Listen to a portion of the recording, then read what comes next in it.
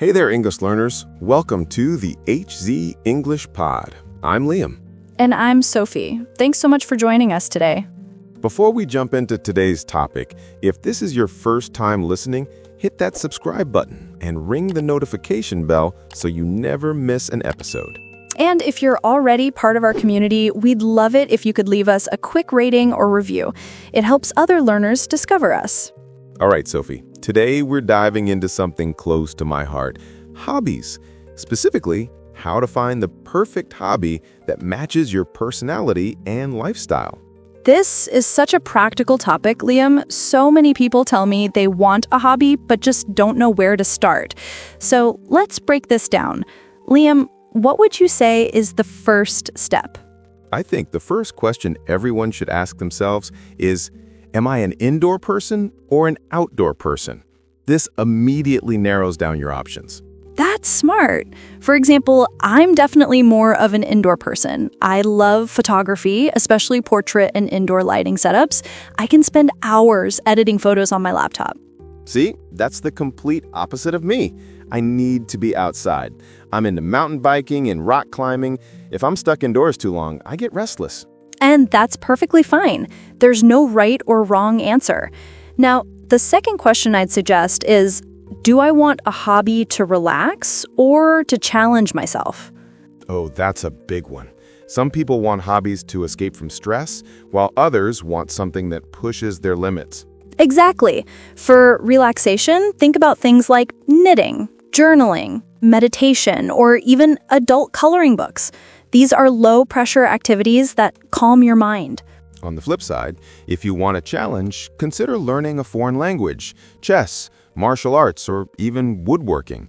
These hobbies require focus and dedication. Speaking of challenging hobbies, have you ever thought about learning an instrument, Liam? Actually, I tried learning guitar a few years ago. I gave up after about 3 months, though. My fingers couldn't handle the pain from the strings. That's so relatable. A lot of people quit hobbies in the beginning because they expect to be good immediately. But here's the thing. Every expert was once a beginner. Absolutely. I think that's one of the biggest mistakes people make. They compare their day 1 to someone else's year 5. Great point. So let's talk about budget. Some hobbies are expensive, others are practically free. What are some budget-friendly options? Running is probably the cheapest hobby. You just need decent shoes and you're set. Same with writing. All you need is a notebook or even a free app on your phone. Podcasting used to be expensive, but now you can start with just your smartphone. I also love sketching. A basic sketch pad and pencils cost very little. On the other hand, some hobbies require serious investment. Scuba diving, horse riding, or building model trains can get pricey fast. True, but here's a tip. You don't have to buy everything at once. Many communities have equipment sharing or rental options.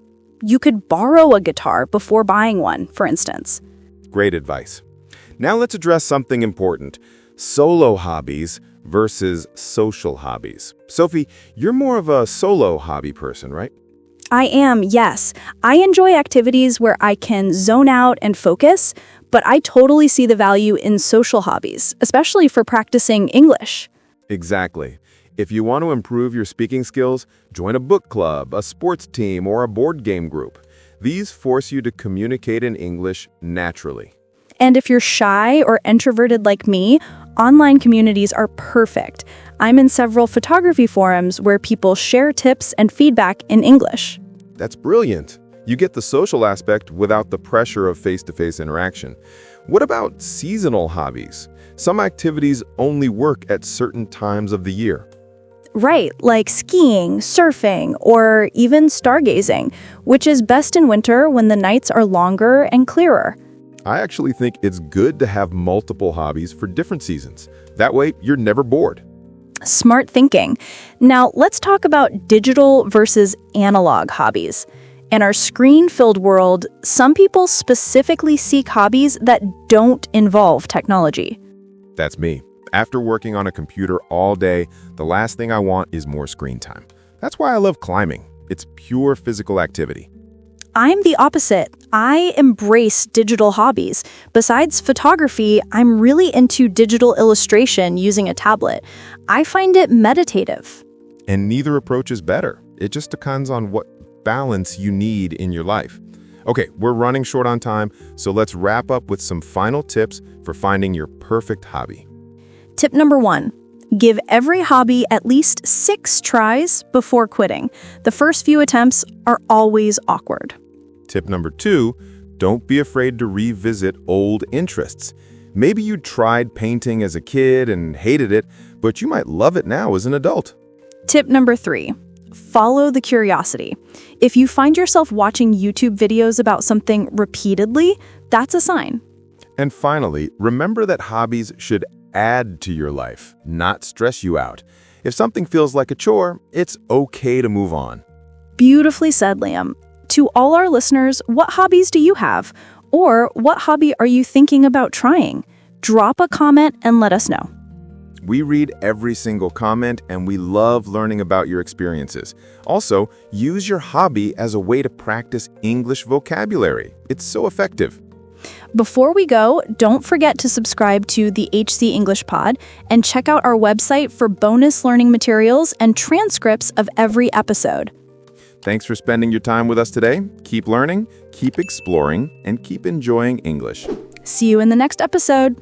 Bye.